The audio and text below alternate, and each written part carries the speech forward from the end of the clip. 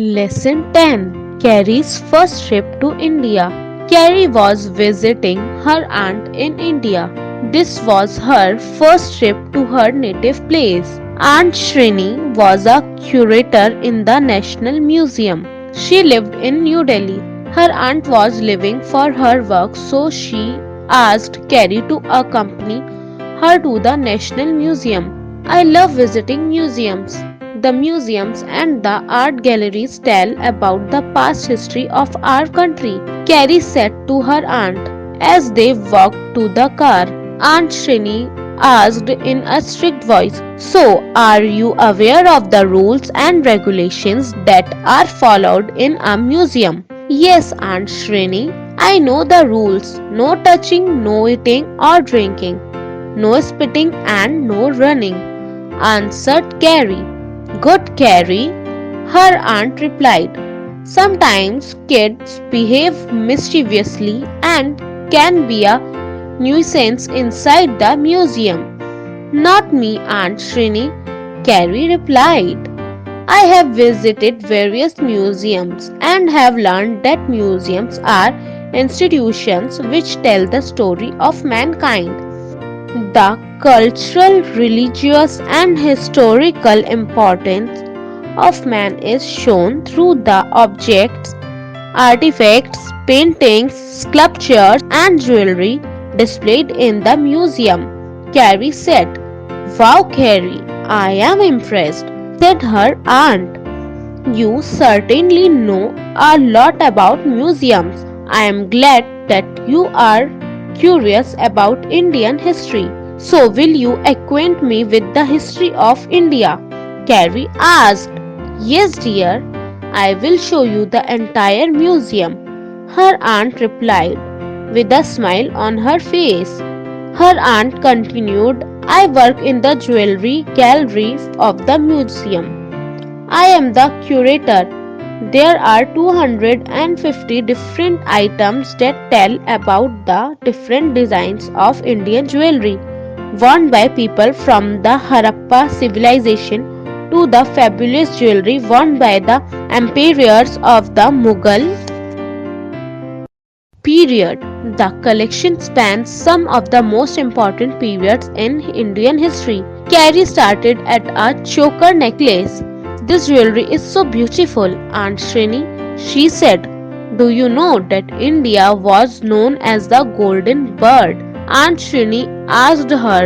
"Yes, Aunt Shrini," Carrie replied. "My father told me about this.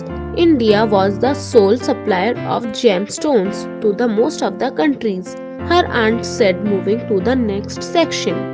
Suddenly, a handsome man with grey hair came towards them. "Carrie, meet Mr. Mehra," Aunt Shrini said. "He is the manager of this museum and knows everything about it." Carrie smiled and stretched out her hand. "Hello, Mr. Mehra. My name is Carrie," she said. "Can I ask you some questions?" "Yes, Carrie, you can ask me anything about this museum," Mr. Mehra replied, shaking her hand. "Thank you, Mr. Mehra. So, how do you manage this huge museum?" she asked. "I read in a book that this is one of the largest museums in New Delhi." "Yes, you are right," Mr. Mehra said.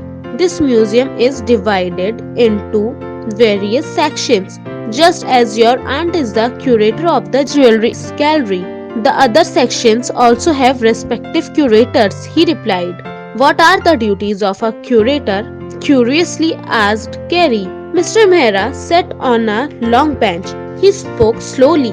"A curator is the keeper of a cultural heritage. A curator takes care of the objects and the materials in the museum," he said. "And how many sections are there in this museum, Mr. Mehra?" Carrie asked.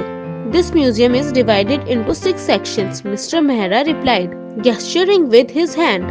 "There is a section for Indian musical instruments, Indian miniature paintings, arms and armor, decorative art, evolution of Indian coins and scripts, and the jewelry gallery. We also have a rare book section. The museum keeps on setting new galleries and renovating the old galleries according to the requirements, he added. Mr. Mehra stood up. Carrie, he said, the gallery has around 2300 stone and bronze sculptures studded with precious stones. He pointed to the next section. It also has 3020 artifacts such as axes, seashells, tablets, toys, knives, weapons, weights, pottery, jewelry, musical instruments.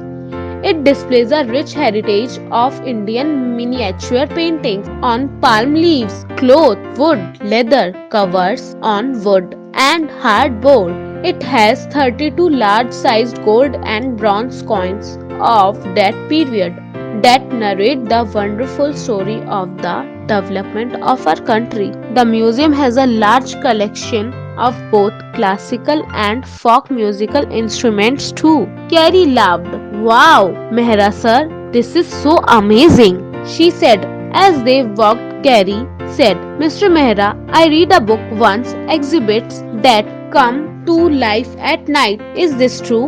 No, dear, Mr. Mehra laughed. That is just a fiction novel. I would love to think it was true, said Carrie, laughing too. Thank you, sir. I have learned so many things about the past culture of India just by looking at the paintings, jewelry, pottery, and instruments. I can't wait to tell mom and dad everything. I'm going to explain the importance of museums to my class teachers and my friends too. I can't wait to go back, Carrie said with a smile on her face. You are most welcome, Carrie, Mr. Mehra replied. You are a curious and a wonderful child. Just then Aunt Shrini returned. Thank you for helping, Carrie, Mr. Mehra, she said. Mr. Mehra smiled. You are welcome, he said. It was a nice experience. Carrie is an observant and a polite child. She learned many new things today, he said.